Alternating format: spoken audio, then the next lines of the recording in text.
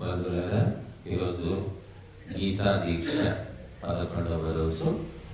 మరి 11 రోజులు ఇలాగా రెప్పపాటులాగా గడిచిపోతూ ఉన్నాయి. మరి ఇందులో దాతలు, సహాయకులు సహాయం చేస్తున్నారు. మరి ఈరోజు మనకు నరేట్ల దివ్య, సందీప్ రెడ్డి అంకాపు వీళ్ళు 5,000 పంపించారు. లోక కవిత గంగారెడ్డి పర్సాపల్లి వీళ్ళు 5,000 పంపారు. అనూష ప్రదీప్ దంపతులు హనుమకొండ 5,000 పంపించారు. వీళ్ళు ముగ్గురు కూడా మన నర్సారెడ్డి గారు ఉన్నారు అమెరికాలో, నరేట్ల నర్సారెడ్డి, ఆయన ప్రేరేపించి వీళ్లకు మరి పంపించాడు.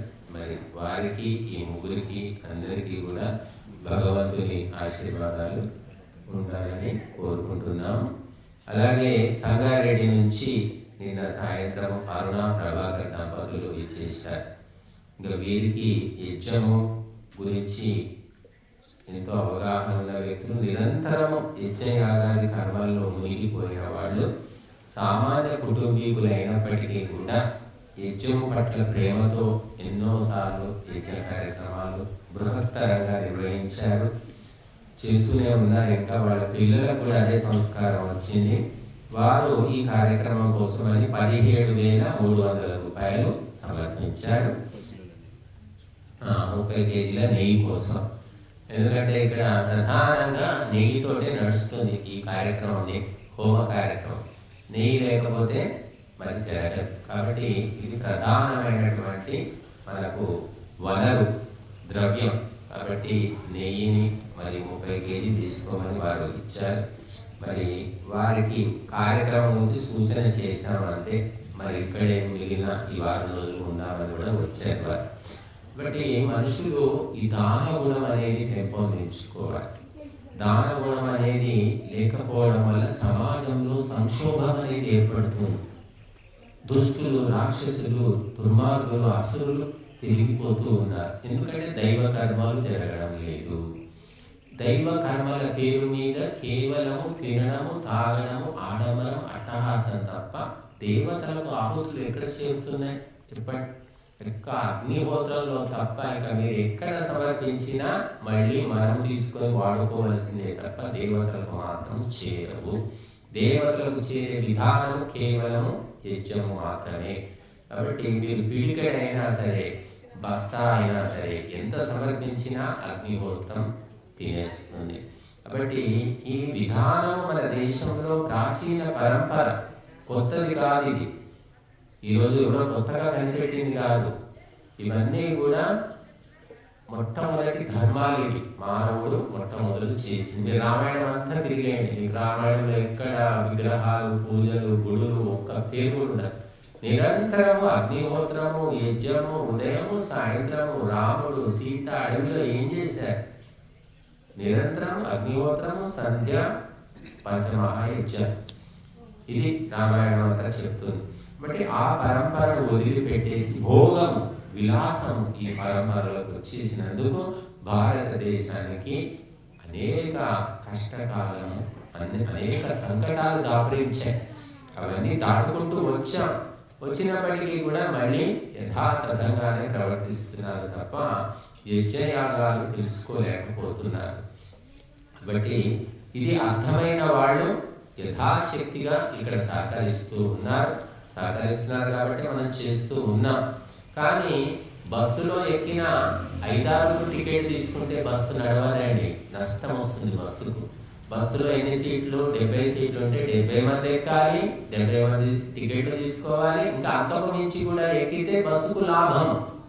అలాగా ఇక్కడ వస్తున్నారు, వచ్చిన వాళ్ళే వస్తున్నారు, ఇచ్చిన వాళ్ళే ఇస్తున్నారు, విన్నవాళ్ళే వింటున్నారు. కొత్త వాళ్ళు రాలేకపోతున్నారు. సంస్కార లోపమో, సంకల్ప దోషమో మనకు తెలియదు. ఇక్కడ వచ్చిన వాళ్ళందరికీ తెలుసు, ఎవరిని ఏమి వ్యక్తిగతంగా మనము ప్రత్యేకంగా అడగడం లేదు. ఇక్కడ మనము ఇక్కడ అమెరికలో సూచన ఇస్తున్నాం. ఎవరి మనసులో ప్రేరణ కలిగిందో, భావన కలిగిందో వాళ్ళు ఇస్తున్నారు. కాబట్టి వ్యక్తిగతంగా ఎవరిని కూడా వేధించడం లేదు. కాబట్టి ఎక్కువ మొత్తంలో పాల్గొంటే బహుజన హితాయ బహుజన సుఖాయ, ఎంతో మందికి లాభం జరుగుతుంది. కాబట్టి ఈ దాన భావన, త్యాగ భావన అంతటా విస్తరించాలి. అందరూ ఎంతో కొంత ఇచ్చే ప్రయత్నం చేయాలి అనే మా యొక్క ప్రయత్నం. అలాగే 10 కేజీలు గోధుమ రవ్వ తీసుకొచ్చారు మన సీడ్స్ రాజిరెడ్డి గారు. అలాగే 20-30 వేల పండ్లు కూడా తెచ్చారు. అలాగే ఏదో ఒకటి తేవడం అన్నమాట. మరి పాలకూర, కొత్తిమీర తెచ్చారు మన భూదేవమ్మ. ఏదో మరి అలాగే నిన్న 5 కేజీలు గోధుమ రవ్వ, మొక్కజొన్నలు, జొన్నలు, ఏమేమో ధాన్యాలు తీసుకొచ్చారు. గడ్డం గంగుబాయ్ అంటే గడ్డం గంగుబాయ్ అమ్మగారు. మీ వారి పేరు ఏంటమ్మా? ఆయనతో గంగారెడ్డి. గంగారెడ్డి మరి వీరు తీసుకొచ్చారు. ఇంతకుముందు మనకు 3,000 ఇచ్చారు. కాబట్టి ఈ దీపం వెలగాలి అంటే నూనె పోయాలి. నూనె పోస్తే దీపం వెలగదు, దాన్ని వెలిగించేవాడు కావాలి, వెలిగించాలి. ఒత్తి కూడా కావాలి. ఆ ఒత్తి కాలితే కానీ, ఆ నూనె అందితే కానీ ఆ దీపం వెలగదు. అట్లాగా మరి ఒత్తి ఉండాలి, నూనె ఉండాలి, నిప్పు ఉండాలి, కింద ప్రమిద ఆధారం ఉండాలి. ఇన్ని ఉంటేనే ఆ దీపం వెలుగుతుంది. ఇన్ని ఉండి వెలిగినా గాలి వీస్తే ఆగిపోతుంది. గాలి రాకుండా రక్షించేవాడు కావాలి. అలాగే దానితో ఒక్కరితో జరిగేవి కాదు ఈ కార్యక్రమం. ఎందరో సహకారం.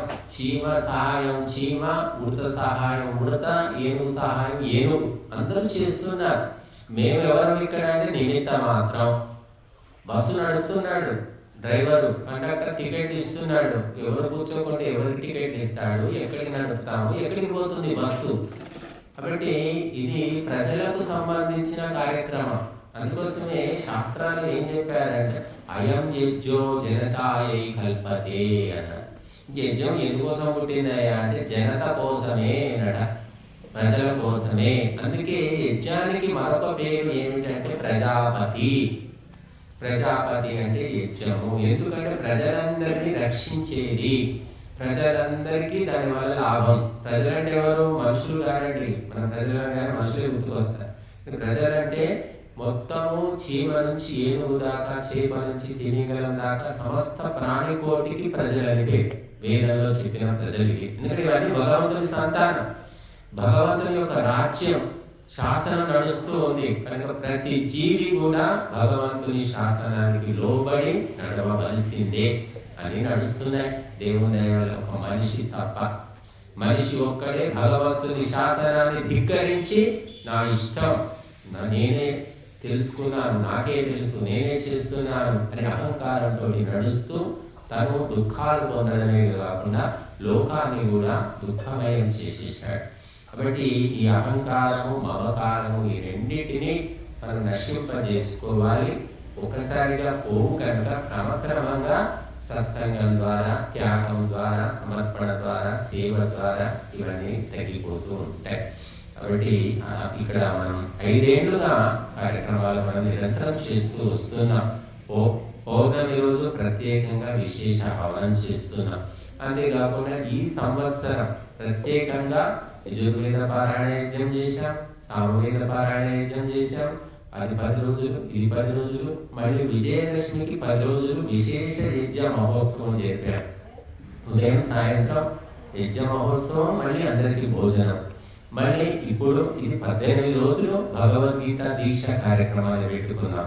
ఇది కాకుండా 20 రోజులు హైదరాబాద్లో పురోహిత శిక్షణ శిబిరం పెట్టాం. ఈ సంవత్సరం మనం అన్నీ కలిపి 78 రోజుల పాటు నిరంతర కార్యక్రమాలు జరిపాము. అంటే ఎక్కడి నుంచి వచ్చింది ఈ శక్తి, ఈ ఫండ్, ఈ ఆర్థిక సహాయం అంటే అది ఎలాగో వచ్చింది. అది భగవంతుడు. ఒక ప్లానింగ్ లేదు, ఒక లెక్క లేదు, ఒక బడ్జెట్ లేదు, ఏది లేదు. మొదలు పెట్టడం అంటే బస్సు స్టార్ట్ చేస్తే అందరూ ఎక్కుతున్నారు. మెల్లిగా బస్సు స్టార్ట్ కావడమే కష్టం అంతే. బస్సు స్టార్ట్ అయ్యిందంటే ప్రయాణికులు వస్తూనే ఉన్నారు, ఎక్కేవాళ్ళు ఎక్కుతూనే ఉన్నారు. బట్ ఈ దైవ కార్యక్రమాలు భగవంతుని యొక్క ఆధీనంలో ఉంటాయి. భగవంతుడే రక్షకుడు, పోషకుడు. మనం ఎవరము అంటే నిమిత్త మాత్రం భవ సవ్య సాక్షిని నాకు చెప్తాడు భగవద్గీతలో మనం చదివా. అర్జున, ఈ కౌరవులు వాళ్ళు చేసిన పాపాలతో ఎప్పుడో చచ్చారు. కేవలం వాళ్ళ శరీరాలు మాత్రమే ఉన్నాయి. నువ్వు చంపుతున్నానని నువ్వు అనుకుంటున్నావు, అని వీళ్ళు ఎప్పుడో చచ్చారు పాపకర్మం చేసి. నువ్వు కేవలం నిమిత్త మాత్రం అని చెప్తున్నాడు. అలాగా మరి ధర్మ కార్యాల్లో మనమంతా కూడా నిమిత్త మాత్రమే. వచ్చాం, చెప్పాం, విన్నాం, కూర్చున్నాం, ఆవులు సమర్పించాం, ఏదో ఉన్న దానం చేశాం. దీనికంతటికి అధిపతి ఎవరు అంటే ధర్మస్య ప్రభు రక్షిత. ఆ ధర్మానికి ప్రభువు పరమాత్మ. ఇప్పుడు పరమాత్మనే అందరికీ కూడా రక్షకుడు, పోషకుడు. నేను చేశాను, నా వల్ల జరిగింది అని ఎవరు అనుకోవడానికి వీలే. బట్ ఈరోజు మేము మాట్లాడుతున్నాము, చెప్తున్నామంటే ఈ మాటలు ఎక్కడివి? ఈ జ్ఞానం ఎవరిచ్చారు? ఎక్కడి నుంచి వచ్చింది? ఇప్పుడు చెప్తున్నాం, 10 ఏళ్ళ తర్వాత చెప్తామా? 20 ఏళ్ళ కింద చెప్పామా? ఈరోజు చెప్పితే రేపు మళ్ళీ చెప్పగలుగుతామా? కాబట్టి ఇదంతా కూడా విశ్వ చైతన్యము, ఆ పరమాత్మ యొక్క అనుగ్రహంతో జరుగుతున్నదని ఎవరైతే తెలుసుకుంటారో వారికి అహంకారం ఉండదు, మమకారం ఉండదు, ప్రశాంతమైన జీవితాన్ని గడుపుతారు. వారి వల్ల వారి కుటుంబానికి, వంశానికి, గ్రామానికి, దేశానికి ఎంతో మేలు జరుగుతుంది. బట్ ఈనాడు ఇటువంటి అహంకార మమకారాలు లేని వారు చాలా తక్కువగా ఉన్నారు. ఎందుకు అంటే సత్సంగం లేదు, ధ్యానం లేదు, భజన లేదు, యజ్ఞం లేదు, ఏది లేదన్నమాట. కేవలం సంపాదించుకోవడం, తినడం తప్ప మరొక ప్రోగ్రాం లేదు. అందుకని అహంకార మమకారాలు చివరికి ఏ దశకు చేరుకున్నాయంటే కుటుంబంలో ఉన్న భార్య, భర్త, పిల్లలు కూడా కలిసి ఉండలేని పరిస్థితి వచ్చింది ఈనాడు. శత్రువులు బయట నుంచి రావట్లేదండి, ఆ కాలం పోయింది. ఇప్పుడు ఇంట్లోనే శత్రువులు, ఒకరికొకరు పడరు, కుదరదు, మాట్లాడుకోవాలన్నా కలిసి ఉండాలని ఇష్టపడడం లేదు. చిట్ట చివరికి ఎంతకు వచ్చిందంటే భార్య అంటే భర్తకు పడదు, భర్త అంటే భార్యకు పడదు, భార్య అకౌంట్ వేరే, భర్త అకౌంట్ వేరే.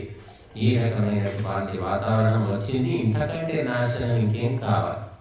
భారతదేశం ప్రపంచానికే కుటుంబ వ్యవస్థలో ఆదర్శంగా ఉండేది 20 ఏళ్ల కింద, 30 ఏళ్ల కింద. ప్రపంచం అంతా చెప్పుకునేది భారతదేశంలో ఒక స్త్రీ, ఒక పురుషుడు పెళ్లి చేసుకొని భార్యాభర్తలుగా జీవితాంతం కలిసి ఉంటారట. అంత గొప్ప దేశమా అని చెప్పుకునేవాడు. ఇప్పుడు విడిపోయేవాళ్ళు విడిపోతున్నారు, చెడిపోయేవాళ్ళు చెడిపోతున్నారు. భార్యాభర్తలు కలిసి ఉన్నా కూడా ప్రేమపూర్వకంగా ఎంతమంది ఉంటున్నారంటే దేవుడికే తెలుస్తున్నారు. నటిస్తున్నారు, తప్పదు. పిల్లల కోసం నటించే వాళ్ళు ఉన్నారు, లేకపోతే ఇద్దరు కలిసి ఏదో వ్యాపారం పెట్టుకున్నారు, ఆస్తులు ఉన్నాయి, ఆస్తుల కోసం నటించే వాళ్ళు ఉన్నారు, రకరకాలుగా నటిస్తున్నారు. నిజంగా సీతారాముల్లాగా కలిసి ఉన్న వాళ్ళు మనం చాలా తక్కువ మంది ఉన్నారు. ఇదంతా ఎందుకు జరుగుతుందంటే సంస్కారాలను కోల్పోతూ వస్తున్నాం. భారతదేశానికి మూలధనం ఏమిటి అంటే సంస్కారము అన్నారు. ఏ దేశంలో కూడా మనకు చదువుంది తప్ప సంస్కారం లేదు. కానీ భారతదేశం కూడా అంతకే వచ్చింది. చదువు ఉంటుంది, చదువుతున్నారు, ఎంఎస్సి, ఎంఏ, ఎంసీఏ, పిహెచ్డీలు, కానీ సంస్కార శూన్యం. నిన్న మొన్న వీళ్ళందరికీ నేను వార్త చెప్పాను. తిరుపతి సంస్కృత విశ్వవిద్యాలయంలో ప్రొఫెసర్లు ఆ విద్యార్థిని మీద అత్యాచారం చేశారు, వీడియోలు తీశారు, ఆమె బ్లాక్మెయిల్ చేశారు. 2-3 కలిసి చేశారు. ఎవరు? సంస్కృత అధ్యాపకులు. అంటే సంస్కారం వేరు, సంస్కృతం వేరు అని అర్థం అవుతుంది కదా. కాబట్టి సంస్కారం అనేది చాలా ముఖ్యము. వాల్మీకి సంస్కారంతో ఋషి అయినాడు. కాబట్టి ఆ సంస్కారాలు ఎక్కడ వస్తాయి అంటే యజ్ఞశాలలో వస్తాయి, గురువు యొక్క ఉపదేశము, గురువు యొక్క సాంగత్యంలో వస్తాయి, తపస్సు చేసినప్పుడు వస్తాయి, అలాగే ధ్యానం చేసినప్పుడు వస్తాయి, జన్మతోటి వస్తాయి. మరి ఏ రకంగా కూడా మన సంస్కారాలను పెంచుకోకపోతే ఈ జన్మ వ్యర్థము. వచ్చే జన్మలు కూడా పశువో, జంతువో, మృగమో ఏదో ఒక జన్మ మనం ఎత్తుతాం. ప్రతి మనిషి చేతనైనంత సహాయం చేయాలి.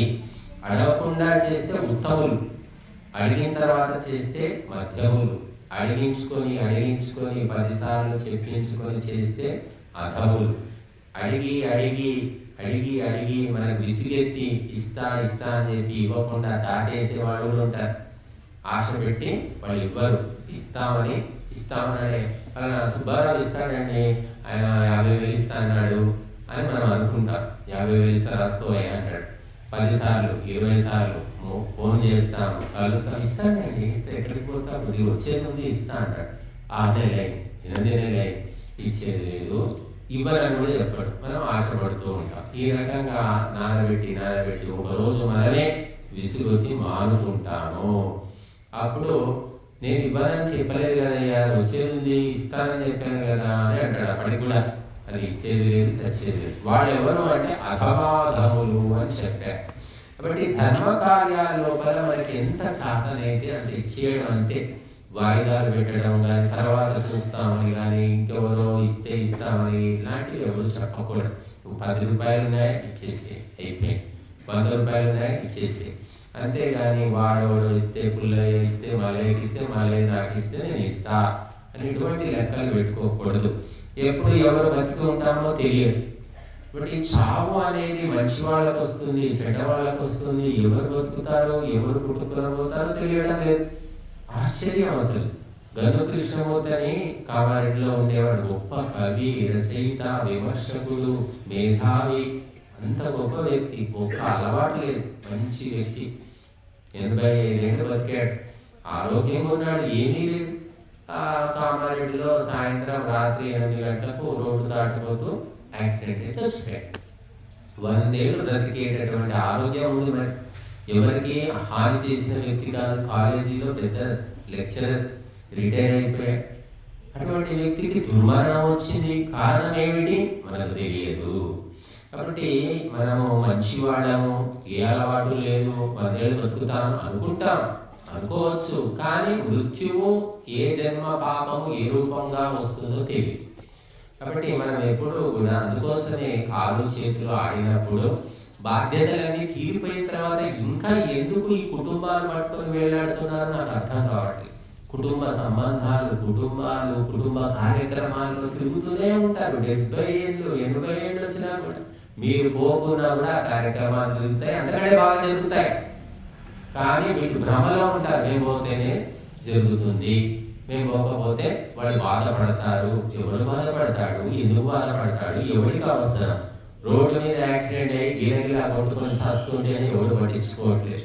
ఇదంతా ఏమిటంటే మనిషి యొక్క అజ్ఞానం, అవిద్య వల్ల అనుకుంటున్నాడు నేను లేకపోతే జరగదు, నేను రాకపోతే వాళ్ళు బాధపడతారు. ఎవడు గుర్తు పెట్టుకుంటాడు 100 మంది నువ్వు వస్తే ఎంత, రాకపోతే ఎంత? ఇలా ఎవరు ఆలోచించట్లేదు. అందుకే 70 ఏళ్ళైనా 80 ఏళ్ళైనా రకరకాలైనటువంటి లౌకిక కార్యక్రమాల్లో నిమగ్నం అయిపోయి ఉన్నారు తప్ప దైవిక కార్యక్రమాలకు సమయాన్ని ఇవ్వలేకపోతున్నారు. దానివల్ల ఆత్మోన్నతి లేకపోవడం వల్ల మళ్ళీ అంతకంటే నీచమైన జన్మ మాత్రం తప్పదు. ఈ జన్మ పొందిన తర్వాత నువ్వేం చేశావు, నువ్వేమి ఆత్మోన్నతిని సాధించావు అంటే ఏం చెప్తాం మనం జవాబు? ప్రతి ఒక్కరు ఎవరికి వాళ్ళు ప్రశ్న వేసుకోండి. భగవంతుడు మిమ్మల్ని పిలిచాడు, ఈ జన్మలో నువ్వు ఎన్ని ధర్మ కార్యాలు చేశావు, ఎన్ని దైవ కార్యాలు చేశావు, ఎన్ని పరోపకార కార్యాలు చేశావు అంటే ఏం చెప్తాం మనం? చెప్పండి. మేము చేయలేదండి, కానీ అక్కడ ఆశ్రమంలో స్వామీజీ ఏదో చేస్తుంటే పోయి వచ్చామండి, అక్కడ కూర్చున్నాము, ఏదైతే అన్నం పెడితే ప్రసాదం అంటే వచ్చాం. అంత చెప్పినా కూడా పర్వాలేదు, మంచి జన్మ వస్తుంది. కానీ అది చెప్పడానికి వస్తే కదా దానము లేదు, సేవ లేదు, వచ్చేది లేదు, వినేది లేదు. మరి ఎందుకు, ఎలా వస్తాయి మనకు ఉత్తమ జన్మలు, ఉత్తమ గతులు ఎలా వస్తాయి, సుఖశాంతులు ఎలా వస్తాయి చెప్పండి? కాబట్టి ప్రతి ఒక్కరు కూడా అందుకోసమే ఎవరు కర్మకు వాడే కర్త అని చెప్తారు. కనుక ఎవరు చేసిన కర్మ వారనుభవింపక ఎన్నడైనను తప్పదన్నా అని చెప్పారు. పాట రూపాయలు, తత్వం రూపాయలు. బట్టి మనం ఊరికే ఇంట్లో ఉండడం చాలాసార్లు చెప్తున్నాను. ఇంట్లో వండుకోక తప్పదు, వండుకోవడానికి 2 గంటలు 3 గంటలు పడుతుంది. ఇక్కడ వంట వాళ్ళు ఉన్నారు, వండి పెడుతున్నారు. ఆ సమయాన్ని అక్కడ వండుకోవడానికి ఖర్చు పెట్టకుండా మీరు ఫ్యామిలీతో సహా రండమ్మా, తినండి వినండి వినండి తినండి అని చెప్తున్నాను. ఎందుకంటే మనిషి జీవితం 3 పూటలు వండుకోవడం, ఊడ్చుకోవడం, తుడుచుకోవడం, కడుక్కోవడం, కూరగాయలు తెచ్చుకోవడం, వీటితోనే సరిపోతుంది. మీరు ఆలోచించండి ఎంత సమయం ఖర్చు పెడుతున్నారు వంట కోసము. ఆ వంటేదో ఇక్కడ చేసి పెడుతున్నారు, ఎవరో దాతలు ఇస్తున్నారు, బియ్యం ఇస్తున్నారు, కూరగాయలు ఇస్తున్నారు, మనం ఇచ్చేవాళ్ళం కాదు, ఎవరో ఇస్తున్నారు. భగవంతుడు అలా ప్రేరణ ఇస్తున్నాడు. తిని కూర్చున్నామంటే ఇంటికి పోతాం. అంటే ఇది ఒక్కటే ఉంటుందా స్వామీజీ, వంట పని అయినా వేరే పనులు కూడా ఇంటి దగ్గర ఉంటాయి కదా అంట. అవి ఏదో పొద్దునే ముగించుకోండి, లేదా ఇంటికి పోయాక మధ్యాహ్నం ముగించుకోండి, ఎప్పుడో ఒక సమయంలో చేసుకోండి. ఎప్పటికీ ఉండేవే కదా, ఇది ఎప్పటికీ ఉంటుందా మనం ఆలోచించడం లేదు. When there is a will there is a way, మనసు ఉంటే మార్గం ఉంటుంది అని చెప్పారు. కనుక మరి ఇది ఒక పద్మవ్యూహం లాగా సంసారం ఉంది. అభిమన్యుడికి లోపలికి పోవడమే తెలుసు, ఆ పద్మవ్యూహంలో బయటికి రావడం తెలియదు, నేర్చుకోలేదు, చచ్చిపోయాడు. అందులో పద్మవ్యూహంలో చిక్కుకున్నాడు, చనిపోయాడు. అలా మన అందరం కూడా పెళ్లి చేసుకోవడం తెలుసు, పిల్లలు కావడం తెలుసు, సంసారం సంపాదించడం తెలుసు, ఆస్తులు పోగేయడం తెలుసు. కానీ ఆ సంసారంలోంచి ఎలా బయటపడాలో ఎవరికి తెలియదు. తెలియక అందులోనే గిల కొట్టుకొని చేస్తున్నారు. ఎలా తెలుస్తుంది అంటే ఒక్క భగవంతుని నామాన్ని, భగవంతుని యొక్క శక్తిని మనం గుర్తిస్తే, భగవంతుని భజిస్తే ఆ సంసారం అనే మాయ నుంచి బయటపడగలుగుతాం. అంతకు మించి ఇంకేమీ లేదు. ఒక్క పైసా ఖర్చు లేని విషయం. సత్సంగం వస్తే ఏం పైసలు ఖర్చు అవుతున్నాయి? ఎవరు అడుగుతున్నారు మనం చెప్పండి. కాబట్టి సంకల్పం చేయండి, మహాసంకల్పం చేయండి, తీవ్రమైన సంకల్పం చేయండి. తప్పకుండా బాధ్యతలు అయిపోయాయి, కర్తవ్యాలు అయిపోయాయి, వయసు మీద పడింది, ఎందుకు ఇంకా కూర్చున్నారట్లా అర్థం కాదు. అక్కడ పోయినప్పుడల్లా చూస్తుంటాం, చెట్ల కింద కూర్చుంటారు చాలా మంది వృద్ధులు. కనుక అది వాళ్ళ సంస్కార దోషమని మనం తెలుసుకోవాలి. మనం ఏదో కొంత అదృష్టం చేసుకున్నాం కాబట్టి ఇక్కడ వచ్చి పడ్డాం అని తెలుసుకోండి. కాబట్టి ఈ ప్రపంచము లక్షల మంది, కోట్ల మంది, 700 కోట్ల మంది జనాభా ఉన్నారు. అందరూ ఉంటున్నారు. భూమాతకు బరువే. భూమాత పేరు నిలబెట్టేవాడు ఎవడు అంటే ఆ భగవతత్వాన్ని తెలుసుకుని మానవ జన్మను సఫలం చేసుకున్నవాడు ఒక్కడే అని చెప్తోంది భగవద్గీత. బహూనాం జన్మనామంతే, అనేక జన్మలు కొంచెం నేర్చుకుంటూ తెలుసుకుంటూ ఈ లౌకిక భౌతిక తత్వాలను వదిలించుకొని దైవతత్వాన్ని తెలుసుకుంటూ ఎప్పుడో చివరి జన్మకు మోక్షం వస్తుంది. అప్పటిదాకా ప్రయత్నం చేయాలి. కాబట్టి ఈ జన్మలో చేసిన ప్రయత్నం వ్యర్థం కాదు, అది వచ్చే జన్మకు కూడా వస్తుంది అని చెప్తారు. క్రైస్తవంలో, మహమ్మదీ ఇస్లాంలో, రెండు మతాల్లో కూడా పునర్జన్మ లేదండి. ఇదే మొదటి జన్మ, ఇదే చివరి జన్మ. వాళ్ళ లెక్క ప్రకారం ఏమిటంటే ఒక మనిషి క్రైస్తవుడు ఉన్నాడు, చనిపోయాడు అనుకోండి, వాడు స్వర్గమైన వెళ్తాడు, నరకమైన వెళ్తాడు. మోక్షం అనే కాన్సెప్ట్ లేదు వాళ్ళు.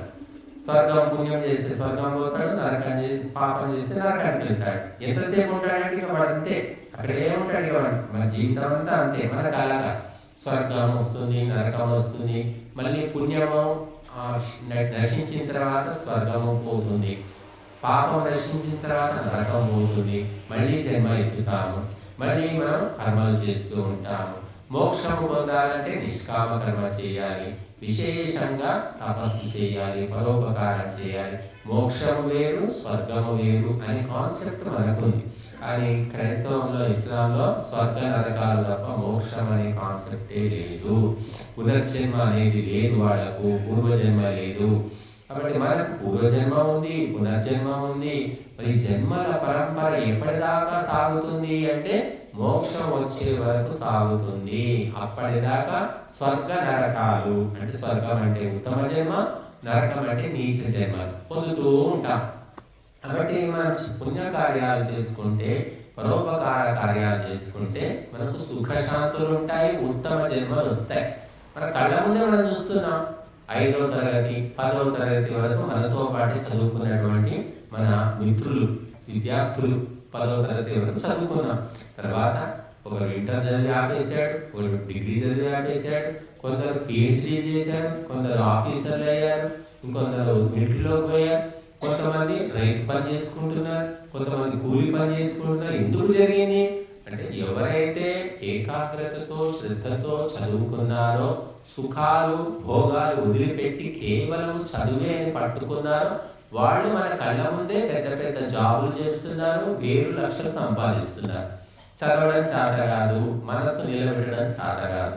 వాళ్ళు ఏమైపోయారంటే కూలి పని చేసుకోవడము, పొలం పని చేసుకోవడము, ఇంకేదో ఇంకా కొంచెం తెలివి ఉంటే వ్యాపారం చేసుకోవడం, అదే చేస్తున్నాం. మనం కళ్ళ ముందే చూస్తున్నాం కదా. కాబట్టి ఇవన్నీ ఎలా జరుగుతున్నాయంటే బుద్ధిని అనుసరించి జరుగుతూ ఉన్నాయి. నీకు తీవ్రమైన, సూక్ష్మమైన, పవిత్రమైన బుద్ధి ఉంటే ఉన్నత స్థానానికి వెళతాం. నిన్న మనం చూసాం, ఒక అతను మరుగుచ్చు ఇంతే పొట్టిగా ఉన్నాడు, ఐఏఎస్ ఆఫీసర్ అయిపోయాడే.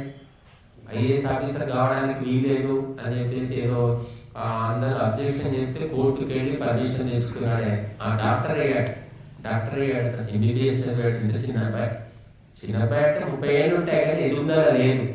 అతను ఎంబీబీఎస్ సీట్ ఇవ్వమన్నారు. నువ్వు కొట్టివాడి నువ్వే వైద్యం చేస్తావా కానీ కోర్టుకు వెళ్ళి అనుమతి తెచ్చుకున్నాడు, కోర్సు పూర్తి చేశాడు, ఇప్పుడు వైద్యం చేస్తూ ఉన్నాడు. అంటే అంతటి కొట్టివాడైనా కూడా బుద్ధి బలంతో అతడు పైకి వెళ్ళాడు. కాబట్టి మన బుద్ధిని పెంపొందించుకోవాలంటే ధర్మ కార్యాల్లోనే సాధ్యము. మీరు ఎన్ని పార్టీలు చేసుకున్నా, ఎన్ని ఫంక్షన్లు చేసుకున్నా, ఎన్ని విందులు వినోదాలకు వెళ్ళినా కూడా బుద్ధి మాత్రం పెరగదండి, తగ్గుతుంది తప్ప పెరగదు. కేవలం సత్సంగంలోనే బుద్ధి పెరుగుతుంది. కాబట్టి ఇక్కడ మనం ఏదో పూర్వజన్మ పుణ్యం ఈ అంకాపూర్లో ఈ ఆశ్రమం అనేది ఏర్పడింది. మరి ఆ భగవంతుని అనుగ్రహం వల్ల కొంతమంది మనకు వచ్చారు, ఇక్కడికి వచ్చి ఈ కార్యక్రమం, ఈ బిల్డింగులు నిర్మాణాలు చేయాలంటే మామూలు విషయం కాదు, సహాయం చేశారు. మరి ఎలా వచ్చారు, ఎవరికి ఎందుకు ప్రేరణ, భగవంతుడు ఎలా ఇచ్చారు మనకు తెలియదు. ఎంతో మంది డబ్బులు ఇచ్చారు, అక్కడ అన్ని పేర్లు రాశారు. డబ్బులు ఇస్తే నిలబడే వాళ్ళు ఎవరు, నిలబడి తన పని అనుకుని చేసేవాళ్ళు ఎవరంటే వాళ్ళు కూడా వచ్చారు. మన భాస్కర్ రెడ్డి గారు, బాలేంద్ర గారు, రాజిరెడ్డి గారు, మళ్ళీ నరసారెడ్డి గారు నిలబడి చేశారు. ఇచ్చేవాళ్ళు ఇచ్చారు, మరి ఇస్తే చేసేదేవారు. అంటే అన్నీ జరిగిపోయాయి. భగవంతుడు దయ వల్ల అన్ని అనుకూలించాయి. దీన్ని వాడుకొని మన జీవితాలను చక్కదిద్దుకోవాలి, అంత గురించి ఏమీ లేదు. కాబట్టి ఈ నిర్మాణం అయ్యింది కానీ మానవ నిర్మాణము కావడం లేదు. మానవ నిర్మాణం కావాలంటే ఎవరికి వారు వ్యక్తిగతంగా ప్రయత్నించాలి, అనుకోవాలి. ఇంటి పనులు ఉన్నాయి, పిల్లల్ని స్కూల్కి పంపించాలి, భర్తను ఆఫీస్కి పంపించాలి, ఏమో ఉంటాయి. సరే, ఆ పనులన్నీ ముగించుకొని వెళ్ళిగా రండమ్మా, ఆలస్యమైన పర్వాలేదు రండమ్మా అని నేను చెప్పాను. చెప్తే ఒకరిద్దరు వస్తూ ఉన్నారు. కాబట్టి గంగా నది పారినంత మాత్రాన అందులో అందరూ మునగరు. ఎవరికి ఆ గంగ పట్ల శ్రద్ధ ఉందో, భక్తి ఉందో వాడు మాత్రమే మునుగుతాడట. అలాగా ఇక్కడ వేదగంగ, జ్ఞానగంగ అనేది ప్రవహిస్తూ ఉంది. ఇందులో ఎవరు మునుగుతారు అంటే ఆ సంస్కారం ఉన్న వాళ్ళు మాత్రమే మునుగుతారు. అది మనం ఏమీ చేయలేం. కాబట్టి ఎక్కడో పుట్టి ఎక్కడో పెరిగి, మరి దయానందుడు ఎక్కడ గుజరాత్లో పుట్టాడు. గుజరాత్లో పుట్టి గురువు గురువు గురువు అని వెతుకుంటూ 25 ఏళ్ళు తిరిగాడు. గురువు దొరకలేదా? దొరికారు రకరకాల గురువులు. మరి ఆ రకరకాల గురువులను చూసి వీళ్ళు నాకు అవసరం లేదు, పనికిరాదనుకున్నాడు. చివరికి మధుర, ఉత్తరప్రదేశ్, అక్కడ గుడ్డి గురువు దొరికాడు. చూడండి, మనం ఏదో ఒకటిలే అడ్జస్ట్ అనుకుంటాం. మనం కొంతమంది చూస్తారు పెళ్లి సంబంధాలు 2, 3, 5, 10, 20, 25 సంబంధాలు చూసాక అప్పుడు అమ్మాయి నచ్చుతుంది, అబ్బాయి నచ్చుతారు. 25 సంబంధాలు తిరగాలంటే ఎంతో ఓపిక. 50 సంబంధాలు తిరగవచ్చు. కానీ నచ్చినప్పుడు ఎందుకు చేసుకోవాలి? డబ్బులు ఉంటాయి, ఆస్తులు ఉంటాయి, కట్నాలు ఇస్తామంటారు, అయినా కూడా నచ్చదు. అలాగే గురువైనా సరే, భార్య అయినా సరే, భర్త అయినా సరే, మనం ఎన్నుకోవాలి అంటే ఒక సరైన వ్యక్తి దొరకాలి అంటే మనం తిరగాల్సిందే, పరిశీలించాల్సిందే. పరిశీలించకుండా ఏది దొరకదు, గాలికి దొరకదు. శుద్ధమైన మంచి నెయ్యి కావాలి, పవిత్రమైన ఆవు నెయ్యి కావాలి అంటే మన మార్కెట్ అంతా గాలించాల్సి వస్తుంది. ఎన్ని కంపెనీలు ఉన్నాయి, ఎన్ని రకాల నెయ్యి అమ్ముతున్నారు, అందులో ఉత్తమమైనది ఏమిటి అనేది పరీక్షించుకోవాలి. ఇలాగా ఈనాడు కూడా సమాజంలో ఎన్నో సంస్థలు ఉన్నాయి, గురువులు ఉన్నారు. కానీ ఎవరు నిజమైన గురువు, ఎవరు సద్గురువు, ఎవరు బాధ గురువు, ఎవరు బోధ గురువు అని తెలుసుకునే తెలివి ఉన్నవాడికి తెలివిని బట్టి గురువు దొరుకుతాడు. నీ తెలివి ఎంత ఉందో నీకు అంతే గురువు దొరుకుతాడు. కాబట్టి మనము జోబులో నీ దగ్గర 100 రూపాయలు ఉంటే మార్కెట్కి వెళ్తే 100 రూపాయల సరుకులే దొరుకుతాయి. 1000 రూపాయలు ఉంటే 1000 రూపాయల సరుకులే దొరుకుతాయి. నీకు ఎంత తెలివి ఉందో అంత గురువే దొరుకుతాడు. కాబట్టి నీకు ఎంత తెలివి ఉందో అంత దేవుడే దొరుకుతాడు. దేవుడు కూడా చూడండి, ఎంత మాత్రమున తలచిన వారికి అంత మాత్రమే నీవు పిండంటే నిప్పటి ఉన్నట్లు అన్నాడు హనుమాచార్యుడు. అంటే ఏమిటంటే ఈ పిండి ఎంతుంటే నువ్వు అంత అట్టు చేసుకుంటావు, పిండి ఎక్కువ ఉంటే పెద్ద అట్టు తయారు చేసుకుంటావు, కొద్దిగా ఉంటే చిన్న అట్టు అవుతుంది. అలాగే నీ ఆలోచన ఎంత ఉందో నీకు భగవంతుడు కూడా అంతే అన్నాడు. నీ ఆలోచన ఎంత ఉంది? గూట్లో దేవుడు అంతే, గూట్లో దేవుడే అనుకుంటున్నావు, అదే దేవుడు అనుకుంటున్నావు, నీ ఆలోచన అంతకే ఉంది. నా దేవుడు ఈ బ్రహ్మాండ నిర్మాత, సృష్టి స్థితి లయ పోషణకర్త, అఖిలాండ కోటి బ్రహ్మాండ నాయకుడు అని నేను అనుకుంటే ఇవి మొత్తం ప్రపంచమంతా నిండి ఉన్నాడు, అణువణువునా వ్యాపించి ఉన్నాడు, పైన కింద లోపల పక్కల అంతటా ఉన్నాడు అనుకుంటే అంతటా ఉన్నాడు.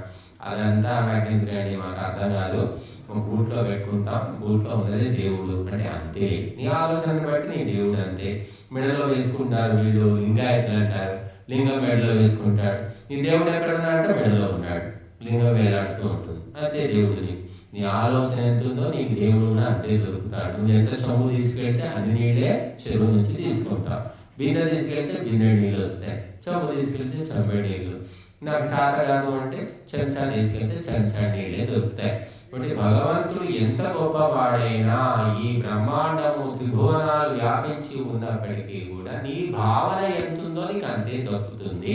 అంటే నీ భావన విశాలం కావాలి, ఉన్నతం కావాలి, సూక్ష్మం కావాలి, వ్యాపకం కావాలి అంటే సత్సంగం ద్వారా మాత్రమే అవుతుంది. భగవంతుణ్ణి ఎప్పటి వరకు మనం విశాలంగా ఉన్నతంగా ఆలోచించామో సంకుచితమైన భావాలతోటి మనం నశించిపోతాం. కాబట్టి భూరిదాహ్యసి భూరినో దేహి మాలభ్రం భూర్యాభర భూరి భేదింద్ర దిశసి, ఇది వేదంలో మంత్రం. భగవంతుడు భూరిదాట ఎక్కువ ఇవ్వాలని చూస్తుంటాడట ఆయన. ఎందుకంటే చిల్లర వ్యక్తి కాదే. సముద్రం దగ్గరికి ఎందుకు వెళ్ళాలి అంటే సముద్రం విశాలం, ఎంతో నీళ్ళు ఉంటాయి, ఎన్నో నీళ్ళు ఉంటాయి, చొంబడి నీళ్ళ కోసం సముద్రం వెళ్తాడు. కాబట్టి భగవంతుడు చాలా ప్రపంచాన్ని బ్రహ్మాండాన్ని నడిపిస్తున్న భగవంతుడిని చిల్లర కోరికలు కోరుకో అని చెప్తుంది వేదం. భూరిదాహ్యసి ఎక్కువ ఇవ్వాలనుకుంటాడు, ఎందుకంటే గొప్పవాడు కాబట్టి, పెద్దవాడు కాబట్టి.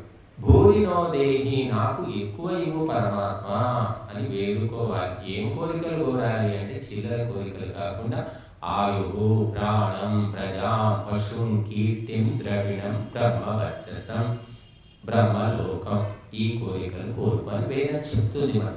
మనమేమో చిల్లర కోరికలని కోరుతూ ఉన్నాం. ఆ చిల్లర కోరికలు మనం కష్టపడితే తీర్చుకోగలుగుతాం, కానీ భగవంతుని సహాయం లేకుండా ఈ కోరికలు నెరవేరవండి. ఆయుష్ పెరగాలి అంటే భగవంతుడి సహాయం అవసరం, ప్రాణశక్తి ఉండాలంటే భగవంతుడి అవసరం, ప్రజా సంతానం మాకేముందండి, ఆరోగ్యంగా ఉన్నాను నేను, మా ఆవిడ కూడా చాలా ఆరోగ్యం ఉంది, మరి సంతానం ఎందుకు రావట్లేదు?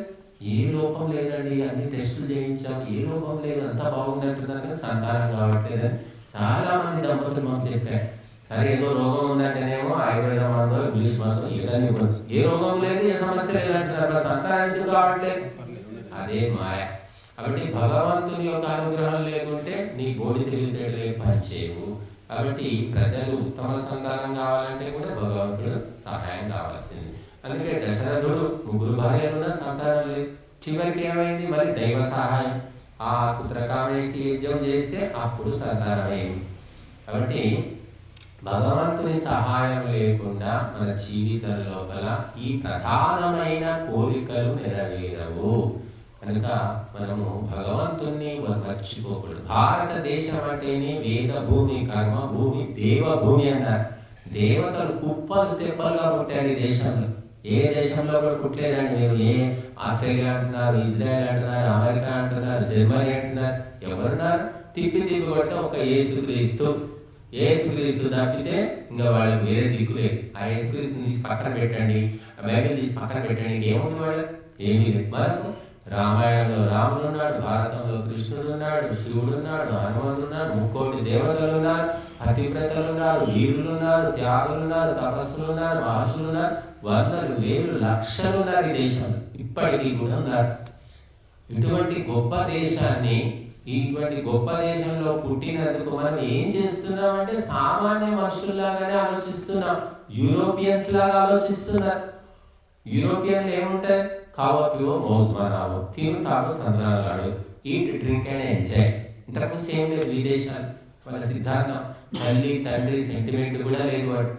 వాళ్ళు పుట్టగానే పిల్లవాడిని ఏం చేస్తారు, మన వాళ్ళైతే ఒళ్ళో పెట్టుకొని పక్కన పండుగ పెట్టుకొని భార్య భర్త ఆ పిల్లాడి మధ్యలో పెట్టుకొని పడుకుంటారు. వాళ్ళు అలా కాదు, పుట్టగానే తీసుకెళ్ళి వాడికి ఒక రూమ్ ఉంటుంది సపరేట్, ఆ రూమ్లో పారేస్తారు.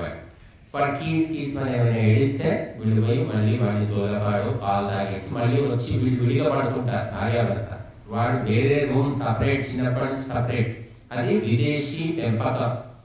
కాబట్టి వాళ్ళని చూసి పులిని చూసి నక్క వాతలు పెట్టుకున్నట్టుగా మన వాళ్ళు వాతలే వాతలు పెట్టుకొని మేము పుల్లము, మేము నక్కలము కాదు అని విర్రవేగుతున్నారు. నువ్వు ఎన్ని వాతలు పెట్టుకున్నా నక్కవే, నువ్వు యూరోపియన్ కాలేవు, నువ్వు భారతీయుడివే అని వాళ్ళు మనకు ఎన్నోసార్లు బుద్ధి చెప్తూ ఉన్నారు. అయినప్పటికీ కూడా తెలుసుకోవడం లేదు. కాబట్టి మనము ఈ ఊళ్ళో ఈ వసతి ఏర్పడింది దైవానుగ్రహం వల్ల. దీన్ని సద్వినియోగం చేసుకుంటూ ప్రతి ఒక్కరు కూడా తమ జీవితాలను కుటుంబాలను బాగు చేసుకోవాలని మేము కోరుకుంటున్నాము. అందుకోసమే ఇటువంటి కార్యక్రమాలన్నీ కూడా జరుగుతూ ఉన్నాయి. మరి ఎందరో సహాయం చేస్తూ ఉన్నారు, కానీ ఈ కొద్ది మంది వాళ్ళే పరిమితం అవుతున్నారు. ఇంకా కొత్త వాళ్ళు కూడా ఈ సహాయానికి దానానికి ముందుకు రావాలని కోరుకుంటున్నాం. కనుక వేదంలో అందుకే భూరిదాహ్యసి భూరినోదేహి మాదభ్రం భూరి ఆభర, తక్కువ ఇవ్వకు భగవంతుడా, మాకు ఎక్కువగా ఇవ్వు అని వేడుకుంటున్నాడు భక్తుడు. భూరి ఘేర్ ఇంద్ర దిశసి, భగవంతుడు చూస్తున్నాడట, లక్షల కోట్లు గుమ్మరించాలని చూస్తున్నాడు. యోగ్యుడు ఎవడున్నాడు, అర్హుడు ఎక్కడున్నాడు, ఎవరికి ఇవ్వాలని చూస్తున్నాడు. యోగ్యత లేదు. పంచభక్ష పరమాణాలు వండి ఉన్నాయి, తినగలిగేవాడు ఎవడు, తినగలిగే మనగాడు ఎవరు తింటారు అంటే అంత ఆకలి ఉండాలి కదా, తగ్గించుకోవాలి. గారెలు బూరెలు లడ్డూలు అన్నీ ఇవ్వడానికి సిద్ధంగా ఉన్నాడు దేవుడు, కానీ జీర్ణశక్తి లేదు, జీర్ణశక్తి యోగ్యత. కాబట్టి భగవంతుడు ఇవ్వద్దు అని సృష్టిని చేయలేదు, ఇవ్వాలనే చేశాడు.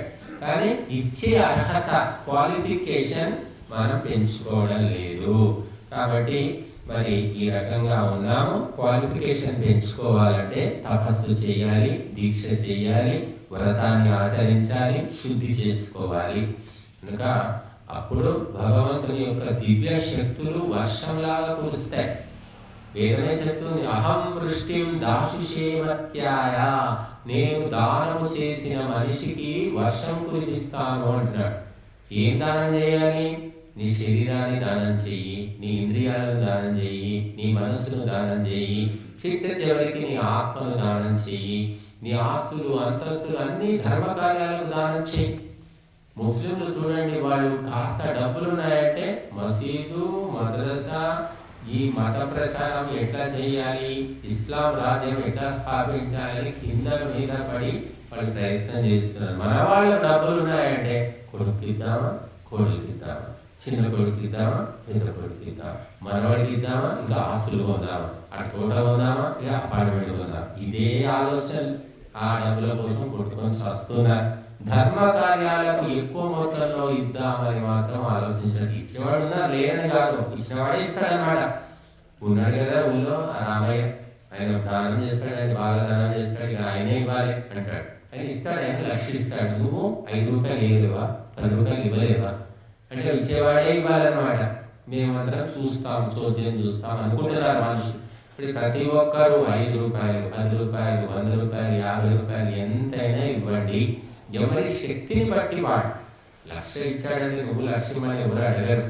కాబట్టి ఎవరి శక్తిని బట్టి వాళ్ళు ఆలోచించుకొని దానము ధర్మము చేసి ప్రవృత్తిని పెంచుకోవాలి. పెంచుకుంటే పెరుగుతుందండి. క్రమక్రమంగా మనం మ్యాథ్స్ లెక్కలు ఉన్నాయి, లెక్కల్లో ఫెయిల్ అయిపోయాము. లెక్కల్లో ఫెయిల్ అయిపోయామంటే ఏం ఆలోచిస్తాడు వాడు? పాస్ కావాలని ఆలోచిస్తాడు. పాస్ అయిపోయాడు, కష్టపడ్డాడు, పాస్ అయ్యాడు. పాస్ అయిన తర్వాత ఏం ఆలోచిస్తారు? కనీసం సెకండ్ క్లాస్ తెచ్చుకోవాలని ఆలోచిస్తాడు. సెకండ్ క్లాస్ కూడా వచ్చింది మ్యాథ్స్లో. తర్వాత ఏం ఆలోచిస్తాడు? ఫస్ట్ క్లాస్ తెచ్చుకోవాలని ఆలోచిస్తాడు. అట్లా క్రమక్రమంగా మనము 10 రూపాయలు ఇచ్చాం, 10 ఏళ్ల కింద 10 రూపాయలు దక్షిణ ఇచ్చాం, ఇప్పుడు కూడా 10 రూపాయలు ఇస్తావా? అంతే ఉందా నీ బుద్ధి? నీ ఆస్తి అంతే ఉందా? నీ విలువ పెరగలేదా? ఇంకా మనుషులు అంతే ఉన్నారు, ధర్మ కార్యాల విషయంలో మాత్రం అంతే ఉన్నారు. ఎప్పుడో 10 రూపాయలు ఇచ్చాం, ఇప్పుడు కూడా అంతే ఇస్తాం. అందుకే వాళ్ళ జీవితాలు కూడా ఎదుగు లేదు, బొదుగు లేదు, అదే ఏడుపు, అదే కుటుంబం, అదే కష్టాలు, అవే బాధలు, అవే రోగాలు. కాబట్టి మన దాన ప్రవృత్తి పెంచుకోవాలి, నేర్చుకోవాలి. ఆధ్యాత్మిక జ్ఞానం పెరిగిందా? ఏమన్నా 10 ఏళ్ల నుంచి గుళ్ళు తిరుగుతున్నావు, గోపురాలు తిరుగుతున్నావు, మఠాలు తిరుగుతున్నావు, నీ ఆధ్యాత్మిక పరిజ్ఞానం ఏం పెరిగింది? ఇలాగా జ్ఞానం విషయంలో కానీ, ధనం విషయంలో కానీ, సేవ విషయంలో కానీ పెరుగుతుందా, తరుగుతుందా అనేది ఆలోచించుకోవాలి, పెంచుకోవాలి. మనిషి ప్రయత్నం చేస్తే ఇవన్నీ పెరిగేవి. కాబట్టి మరి ఇక్కడ మనము ఈ ఆధ్యాత్మిక బోధన ఉపదేశము ఎందుకు జరుగుతుందంటే ప్రతి మనిషి లోపల సత్వగుణం ఉంది, రజోగుణం ఉంది, తమోగుణం ఉంది.